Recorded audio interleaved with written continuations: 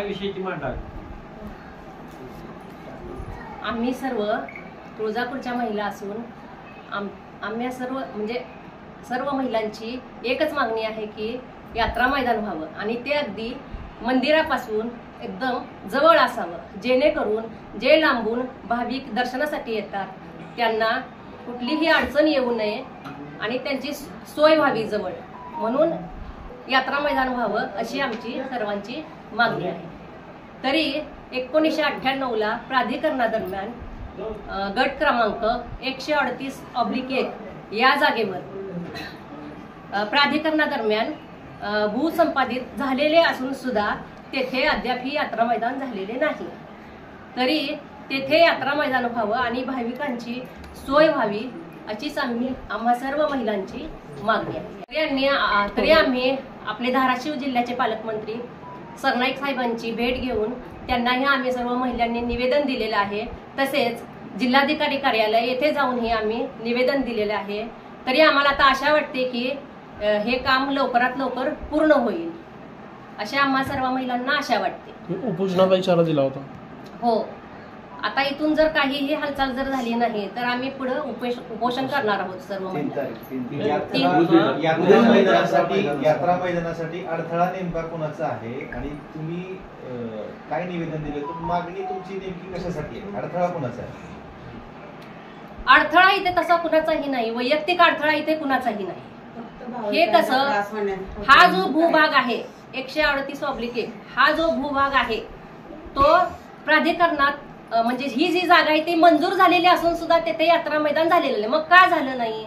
मग तेथे व्हावं हीच आमची मागणी आहे. यासाठीच आम्ही निवेदन दिलेलं आहे की यात्रा मैदान ह्या जागेवर व्हावं, यासाठी आम्ही निवेदन दिलेलं आहे. सध्या ती मैदान कुणाच्या ताब्यात आहे?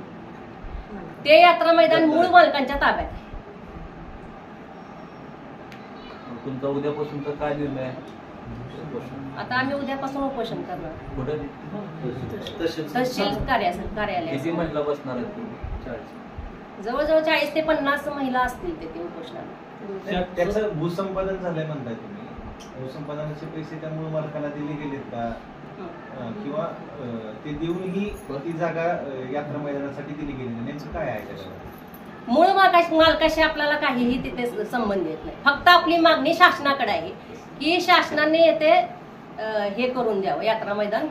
यात्रा मैदानासाठी थेट उपोषणाला बसताय असं इशारा देताय. नेमकं तुमची भूमिकाच कळत नाही. नेमकं एवढं टोकाची भूमिका द्यायची गरज काय?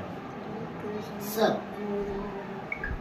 नेमकं टोकाची भूमिका घ्यायचं कारण की ज्याच्यासाठी आपण मागणी केलेल्या आहोत आणि आतापर्यंत जे काय तिथं मंजूर होतं की पार्किंगची जागा म्हणून, तर आता तिथं सध्या नाही आहे म्हणून सनी ह्या टोकाला जायचं आहे. कारण आतापर्यंत निवेदन दिलं आणि जे काय महिला आहेत ते सगळ्या महिलांनी जाऊन गाठभेट घेऊन आले, तरी शासन मनावर घेईना. तर ह्यासाठी हा आम्ही पाऊल उचलायला लागलो की नाही जर झालं, आम्ही आज तुम्हाला पत्रकारांना आम्ही निवेदन देताना आज हे आम्ही वाट बघतोय आणि उद्याच्याला जर आम्हाला जर नाही कळालं की हे नाही म्हणून तर आम्ही तो पाऊल उचलणार आहोत. काय सध्या ती जागा खुली आहे का? खुली आहे, खुली खुली काय, पण त्याच्यामध्ये अजून पार्किंग नाही. आमच्यासाठी कुणासाठी नाही आहे हे, की पुजारासाठी नाही का घरगुती कुणाच्या महिलांसाठी नाही, फक्त भाविकांसाठी आमची हे तक्रार आहे. फक्त भाविकांना त्रास होतो तिथं पार्किंगला तेवढा लांब जा ये, पुन्हा रिक्षा करा, लहान मुलांना आपण लोकांना जे काय त्रास होत आहे ते आम्हाला बघवत नाहीये, म्हणून आम्ही ती मागणी करत आहोत. तर हे निवेदन आमचं मनावर घेऊन आणि लवकरात लवकर आम्हाला याचा निर्णय द्यावा ही नम्र विनंती शासनाला. आता आम्हाला जाणवायला लागले ना, ही सगळी गर्दी व्हायला लागली, खूप भाविक यायला लागले. त्यावेळेस काय एवढी नव्हती भाविकांची गर्दी, त्याच्यामुळे आता हे निर्णय घेणे योग्य आहे असं आम्हाला वाटायला लागले. भाविकांचा त्रास बघून आम्ही हा निर्णय घेतो. 1998ला माननीय कैलासवासी लोकप्रिय आमदार माणिकराव दादा कपले यांनी हे आरक्षण यात्रा मैदानासाठी आरक्षित जागा केलेली होती. पण ते आरक्षित केल्यानंतर प्राधिकरण पहिल्यांदा स्थापन झाल्यानंतर दादांनी आरक्षण टाकलेलं होतं की भाविकासाठी होणारी सोय आणि उद्याच्याला यात्रा वाढल्यानंतर भाविकाची सोय व्हावी आणि इथून अंतरावर 5 मिनिटाच्या अंतरावर महाद्वार दिसतं देवीचं मंदिर, त्याच्यामुळे हे केलेलं होतं. 98 पासून महाराष्ट्र शासनानं सगळ्या प्रयोजन राबवलं, पण काही कारणास्तव त्याला काय अडथळे निर्माण होत गेले. जी आरक्षित जागा होती काही जण एकत्र येऊन त्याचा मलिदा लाटला, भूखंडाचा श्रीखंड केला. आता तिथं यात्रा मैदान होणं गरजेचं आहे, कारण तुळजापूरचा पूर्ण भाग संपत आलाय आणि यात्रा मैदानच नाही कुठे शिल्लक. भाविकाचे एवढे हाल आहेत. दसऱ्यात तर भाविकाला एकीकडनं सोडलं जातं, भाविक चौथीकडे निघतो. आता इथं जर उभारलं यात्रा मैदानासमोर तर भाविकाला समोर महाद्वार दिसतं, देवीचं मंदिर दिसतं. आपल्याला कुणीकडनं आणून कुणीकडनं जायची वस्तुस्थिती लक्षात येते. हे भाविकाचा मूळ प्रश्न आहे.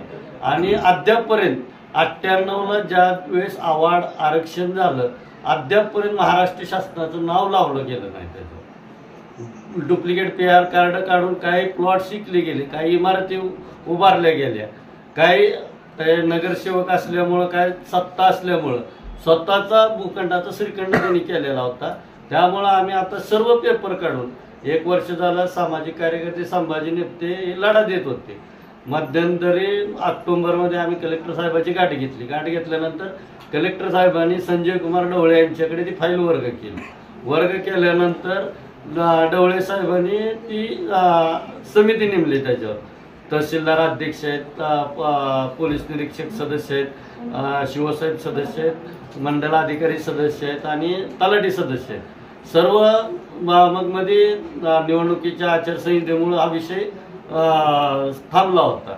मग आचारसंहिता झाल्यानंतर, विधानसभा झाल्यानंतर मी संभाजी नेते ढवळे साहेबाकडे गेलो. ढवळे साहेबांना प्रॉपरच विषय माहिती नव्हता की यात्रा मैदान मूळ काय. आम्ही नकाशा सर्व पेपर दाखवल्यानंतर त्यांनी 24 डिसेंबरला एक तात्काळ ह्या समितीला एक नोटीस दिली की तुम्ही मला 8 डिसेंबरपर्यंत पूर्ण अहवाल घेऊन सादर करावा.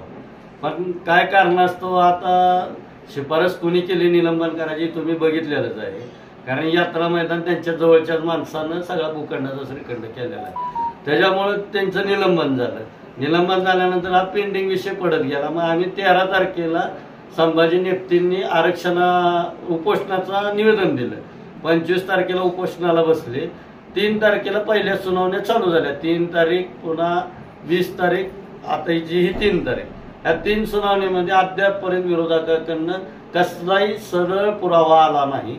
आमची महिलांनी एकच मागणी केलेली आहे, सर्व महिलांनी, भक्तासाठी यात्रा मैदान व्हावं आणि उद्याच्याला जी उपोषणाला बसणार आहेत, उद्याचा उपोषणाचा इशारा म्हणजे 98 पासून आज तक महाराष्ट्र शासनाचं नाव PR कार्डावर आलं नाही, 7 बाऱ्यावर आलं नाही. ह्याच्यासाठी हे उपोषणाला आणि यात्रा मैदानाचा निकाल आणि अहवाल लवकरात लवकर देऊन तिथं भाविकांसाठी सुलभ शौचालय, निवासी यात्रा मैदान व्हावं ही महिलांची अपेक्षा आहे.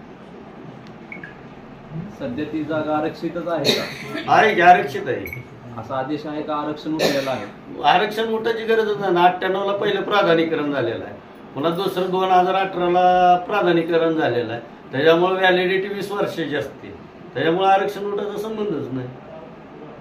ह्याने आरक्षण कसं उठवलेलं आहे, नगरपालिकेतला ठराव आहे. तुम्हाला आरक्षण उठवायचं म्हणजे कोर्टात जावं लागतं, सरकारच्या विरोधात भांडावं लागतं. ह्याने कुठेही तशी प्रोसिजर अद्याप तरी दिसलेली नाही. आम्ही जेवढे पेपर गोळा केलेले ह्याने कुठं कोर्टात गेले नाहीत. फक्त एक संभाजीनगरच्या सचिवाचं पत्र आयुक्ताचं हे त्यांनी नगरपालिकेने ठराव पाठवला होता हे आरक्षण रद्द करा म्हणून. पण सचिवाचं म्हणणं त्याच्यावर असं आलंय की आरक्षण रद्द करता येत नाही आणि हा विषय परत घेऊन ये आणि तुम्ही जो ठराव घेतलेला आहे तो ठराव रद्द करावा. त्याने अद्यापपर्यंत ठराव रद्द केलेला नाही. सचिवानं सांगितलेलं की आरक्षण उठवता येत नाही, हा रद्द ठराव तुम्ही करून टाका. त्याने अद्यापपर्यंत ठरावही उठवल्या रद्द केलेला नाही. सध्या किती जागा आरक्षित आहे? 7 एकर 21 गुंठे. भूखंडाचा श्रीखंड केला म्हणून जे आरोप करता तुम्ही, त्यातलं नेमकं काही विक्री वगैरे केल्या गेल्या? भरपूर विक्री केलेली आहे ना. डुप्लिकेट येणे जोडून त्याला नगररचनाकारच्या अंतिम मंजुरी दिली नाही येणेला. भूखंडाचा श्रीखंडच झाला.